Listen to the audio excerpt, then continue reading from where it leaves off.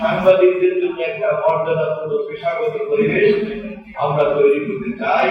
গণমাধ্যমের বিভিন্ন media house ব্যক্তিগত মালিকানা নিয়ে এই ইন্ডাস্ট্রিতে আছেন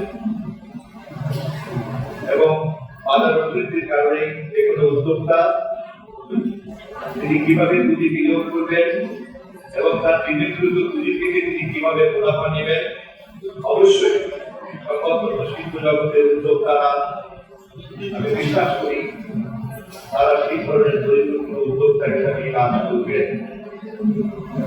কিন্তু এমন কোন উদ্যোগকে সরকার নীতিগতভাবে বরদাস্ত করতে পারে না যে তার অধীনস্থ জনবলকে ন্যায্য মজুরি দিবে না অথবা দিতে বাধ্য এমন কোন আইনের মধ্যে সে থাকতে চাইবে না, এটা হতে পারে না।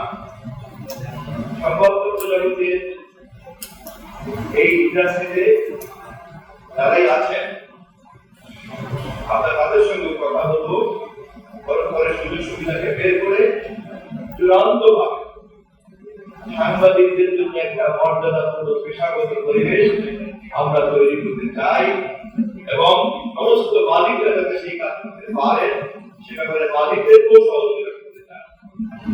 কিন্তু কোনোভাবেই মর্যাদাবিহীন এবং নিরাপত্তাবিহীন পরিবেশে স্বাধীন সাংবাদিকতা করা যায় না। সাংবাদিকতার মতো পেশা জ্ঞান ভিত্তিক একটি পেশা। চিন্তাশীল ব্যক্তিরাই কেবলমাত্র এই পেশাতে যুক্ত থাকতে পারে। এটি কোনো কায়িক পরিশ্রমের বিষয় নয়। অতএব এই পেশার সম্মান এবং মর্যাদা ইতিমধ্যে এই জগতে যারা আছেন তারা আপনারা আপনাদের সুচিন্তিত মতামত নিয়ে মন্ত্রী হিসাবে আমাকে সহযোগিতা করবেন। যত দ্রুত সম্ভব আমরা এই বিষয়ে পূর্ণাঙ্গ নীতিমালা নিয়ে আপনাদের কাছে হাজির হব। আমি তাদেরকে আবারও ধন্যবাদ জানাই আমাকে আজকের এই ইফতারি আয়োজনে আপনাদের সঙ্গে মিলিত হওয়ার, কথা বলার এবং আপনাদের পরামর্শ দেওয়ার সুযোগ দেওয়ার।